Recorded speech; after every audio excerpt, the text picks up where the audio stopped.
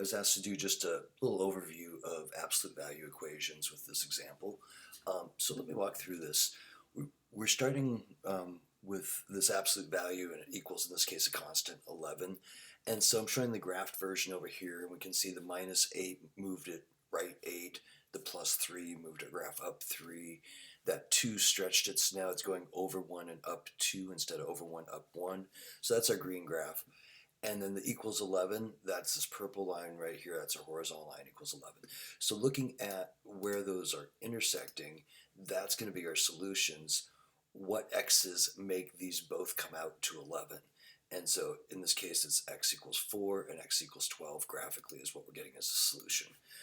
Okay, so then coming back over here to the algebra, if we're looking at a graph, that's great, but it's not always convenient to graph. So generally we just solve these algebraically. The graph is just to kind of show what's going on with it. So here, anytime we're working with absolute values, the first thing we want to do is isolate this absolute value right here. So I subtracted my 3 over and got that 8, and then dividing both sides by 2 and got 4.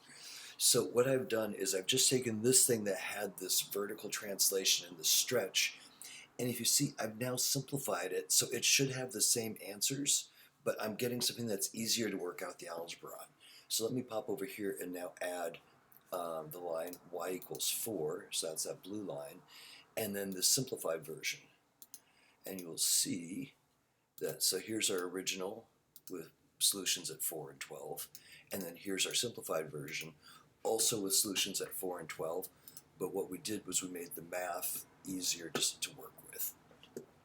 So these are equivalent systems, and that's the geometry behind it. So then I also had a question that I'll try to answer in the same video about why we do the 4 and the -4 and how that's working with the absolute value. And so what we're thinking is, if I have the absolute value of whatever this is and it's going to equal 4, one of two things has to happen. If this comes out to 4 inside, like this right here, absolute value of 4 equals 4, that's true because the absolute value of 4 is 4, which equals 4.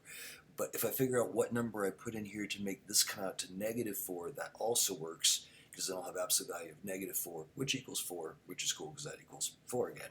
So to solve that, what we do is we just take whatever stuff is inside here and we set it equal to whatever is over here. So in this case, x minus 8 equals 4, right there, bring the 8. X equals 8 equals the negative of that, so in this case, -4. If this had been, say, 2x minus 7, on this side I would have the negative of 2x minus 7, which would be negative 2x plus 7. So you're just negating whatever is outside the absolute value, but that's why it's so important to get everything shifted over here so that everything gets negated, not just the 11. We need the 3 and the 2 as well. So over here I did x minus 8 equals -4, and adding my 8, there's my x plus 4. Hopefully that helps. For me, the geometry kind of helps me see what's going on. But algebraically, it really is absolute value of a equals b. Then you have a equals b or a equals -b. And you can see that again in those in the notes that come with the exam. Let's see if we can find those super quick. Oh, actually, I have them right here.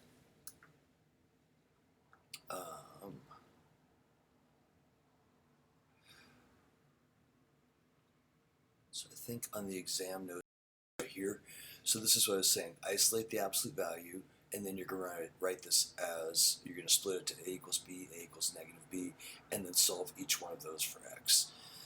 So this is in the notes, so again, that's your steps, that's how every single absolute value equation solves. Hopefully that was helpful.